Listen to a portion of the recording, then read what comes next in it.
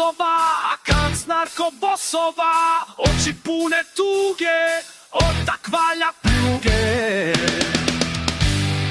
El čeka Srbiju, neće da nas ubiju, hoće da nas pridruže, da nas malo zaduže.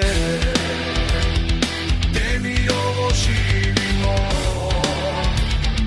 i koga da krivimo, mi se stalno branimo i najbolje sahranimo.